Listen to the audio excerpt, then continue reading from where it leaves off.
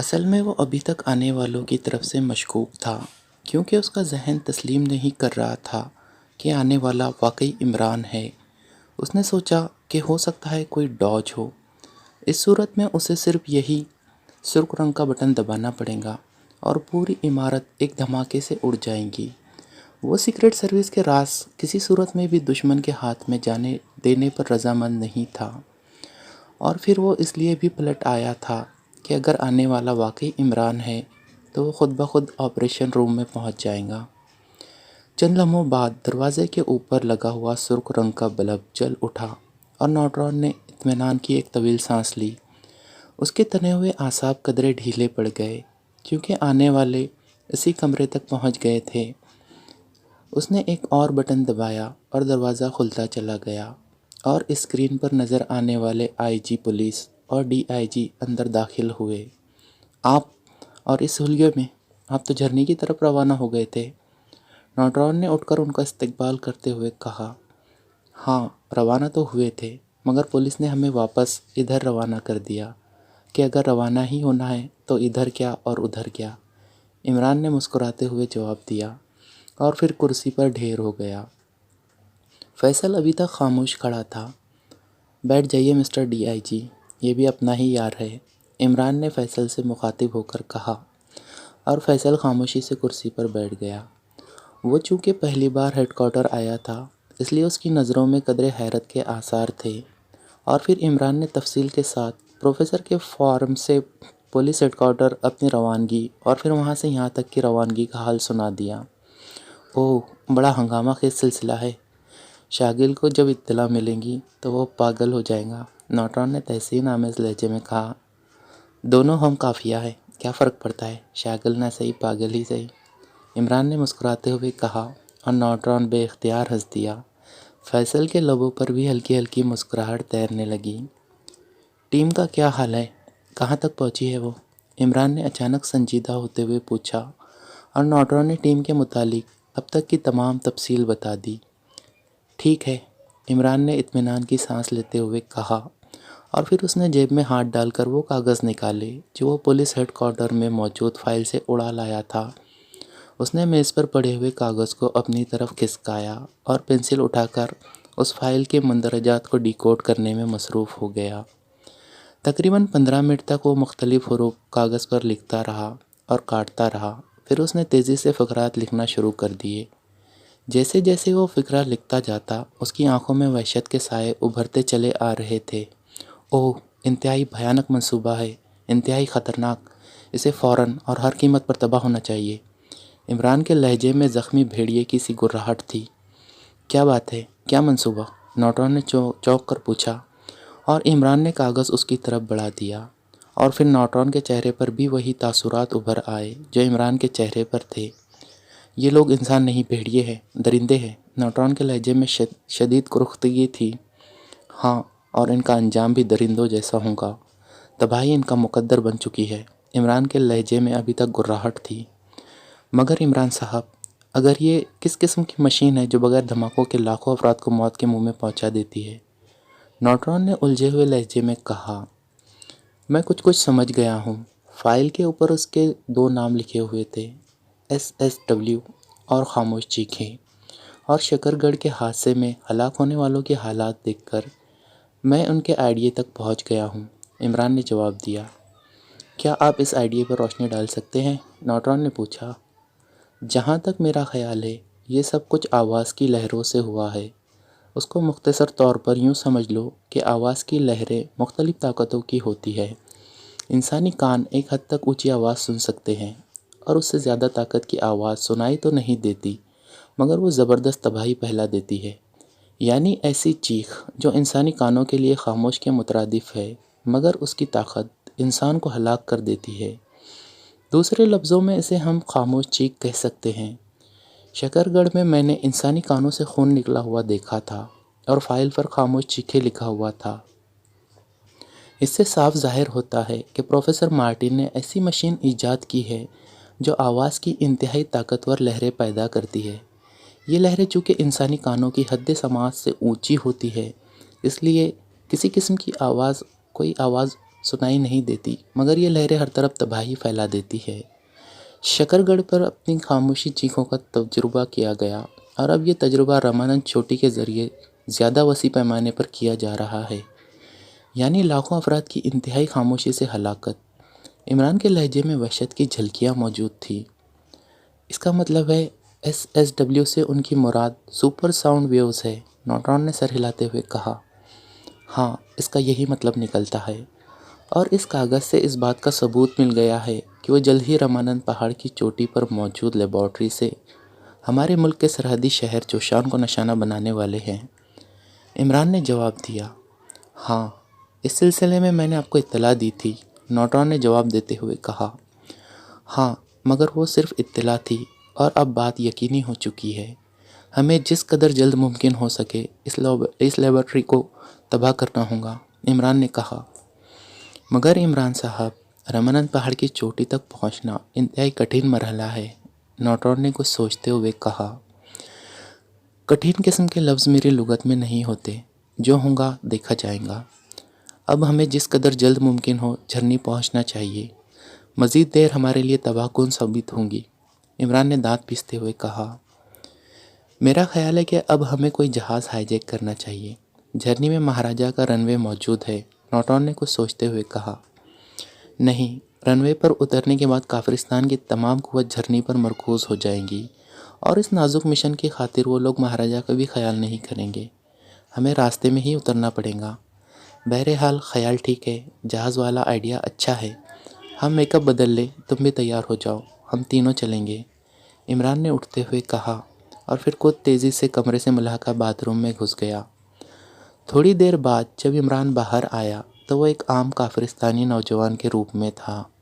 پھر عمران نے فیصل کا بھی میک اپ کیا، اور ایک کاغذ گھسیٹ کر اس نے ضروری سامان کی لسٹ بنانی شروع کر دی۔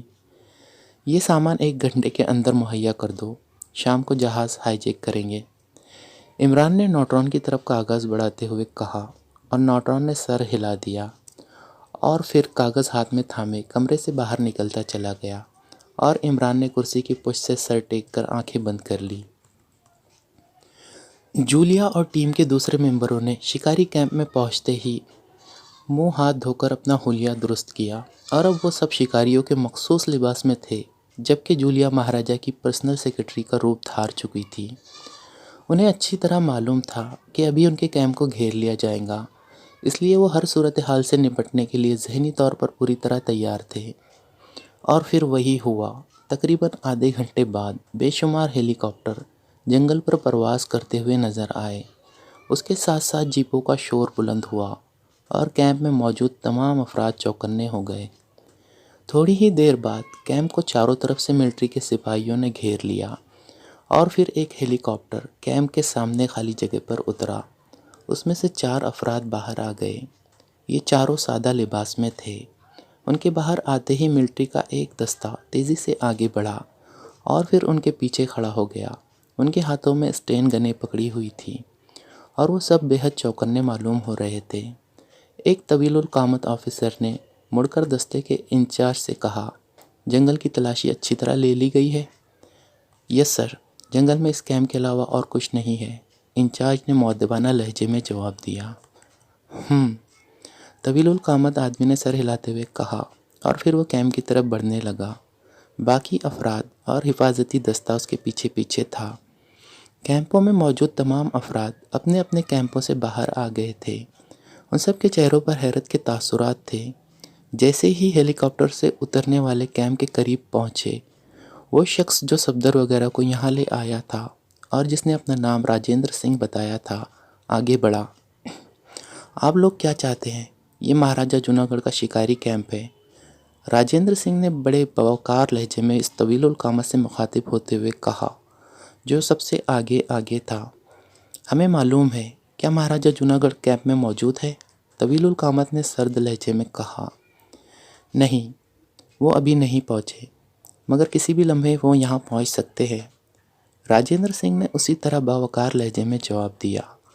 طویل القامت نے ایک نظر وہاں موجود تمام شکاریوں پر ڈالی، اور پھر راجندر سنگھ کی طرف متوجہ ہو گیا۔ کیا تم سب واقعی مہاراجہ کے شکاری ہو؟ طویل القامت کا لہجہ بے حد سرد تھا۔ جی ہاں، آپ کو کیا شک ہے؟ راجندر سنگھ نے مطمئن لہجے میں جواب دیتے ہوئے کہا۔ ہاں، اور اسی لیے ہم یہاں آئے ہیں۔ تم سب اپنے آپ کو حراست میں سمجھو۔ اگر کسی نے کوئی غلط حرکت کرنے کی کوشش کی تو نتائج کی ذمہ داری ہم پر نہیں ہوگی۔ مہاراجا کے آنے کے بعد اس کا فیصلہ ہوگا کہ آپ لوگ کون ہیں، طویل القامت نے اسی لہجے میں کہا۔ مگر ہمیں حراست میں لیے جانے کا مقصد بھی معلوم ہونا چاہیے، راجندر سنگھ نے الجھے ہوئے لہجے میں کہا۔ دشمن ملک کے کچھ ایجنٹ اسی جنگل میں ہماری حراست سے فرار ہو گئے ہیں اور پورے جنگل کی ناکہ بندی کر لی گئی ہے۔ کہیں بھی ان کا نشان نہیں ملا اور ہمیں یقین ہے کہ وہ ایجنٹ آپ لوگوں کے درمیان موجود ہے۔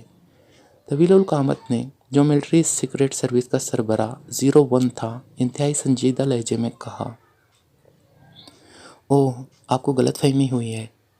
ہمارے کیمپ میں ایسا کوئی فرد موجود نہیں ہے اور نہ ہی ادھر کوئی آیا ہے۔ ہم سب مہاراجا کے پرانے خدمتگار ہیں۔ مہاراجا ہم سب کو اچھی طرح پہچانتے ہیں، راجندر سنگھ نے جواب دیا۔ ٹھیک ہے، ابھی معلوم ہو جاتا ہے، طویل القامت نے جواب دیا اور پھر گھڑی پر نظر ڈالتے ہوئے کہا۔ مہاراجا چند لمحوں میں پہنچنے والے ہیں۔ ابھی اس کا فقرہ مکمل نہیں ہوا تھا کہ آسمان پر ایک ہیلی کاپٹر کی گڑگڑاہٹ سنائی دی۔ یہ سرخ رنگ کا ہیلی کاپٹر تھا اور اس پر ریاست جوناگڑھ گڑھ کا مخصوص نشان نظر آ رہا تھا۔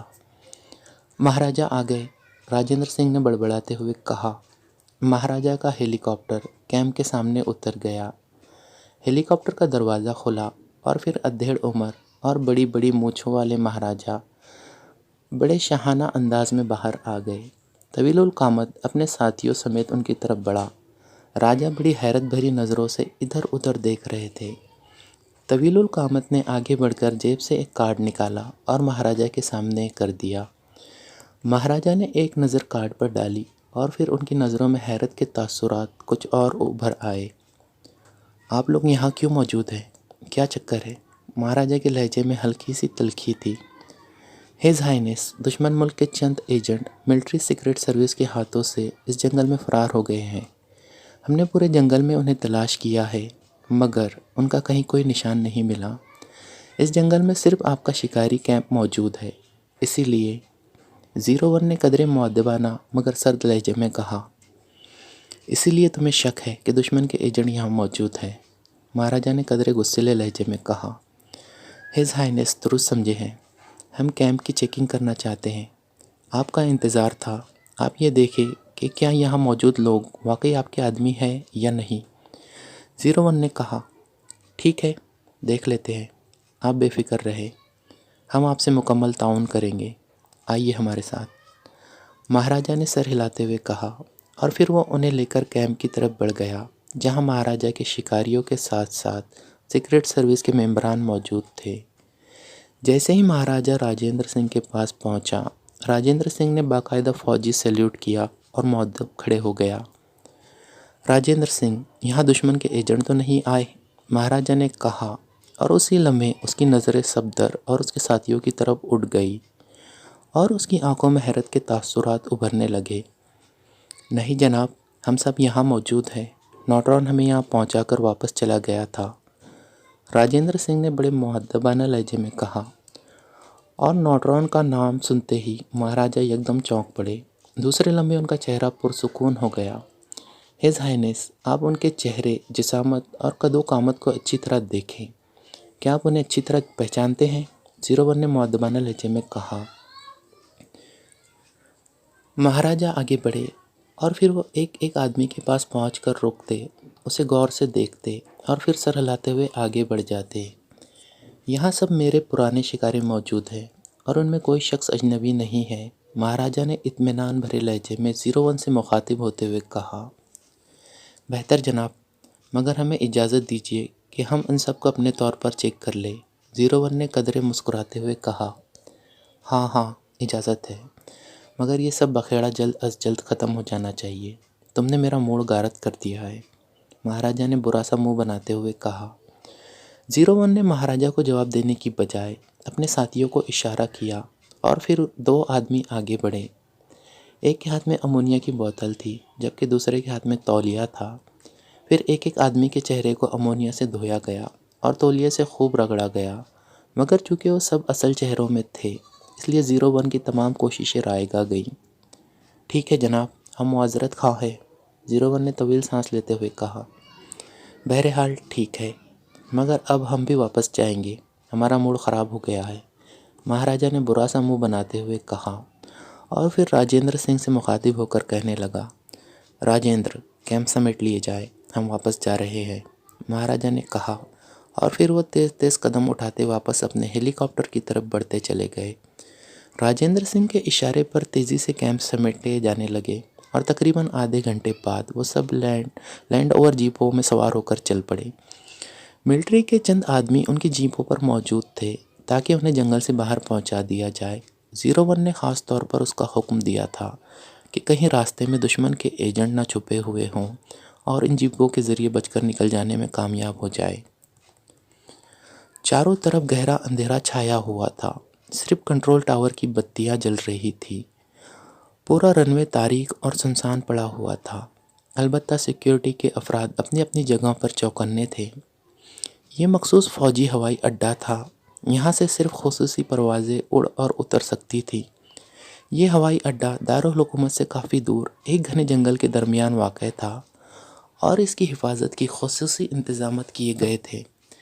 یہ اڈہ ملک کے سربراہ، اعلیٰ حکام اور اعلیٰ فوجی افسران صرف ایسے موقعوں پر استعمال کرتے تھے جب کوئی خاص اور خفیہ مشن درپیش ہو۔ ہوائی اڈے کے دائیں طرف ہینگر بنے ہوئے تھے جس میں 3 طیارے موجود تھے۔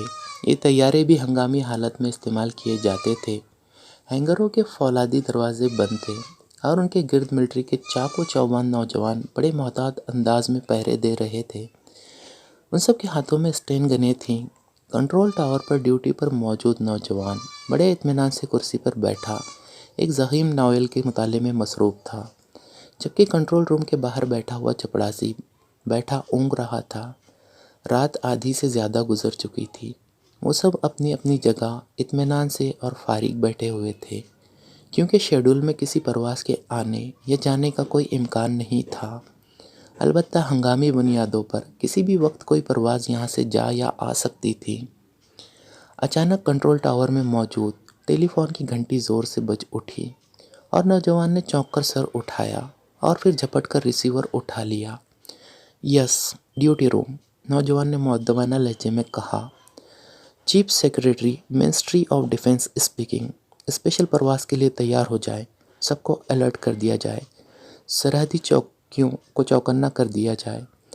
3 افراد کار نمبر FII 3034 میں ایئرپورٹ پر پہنچیں گے، وہ خود جہاز پائلٹ کریں گے، ٹاپ سیکرٹ۔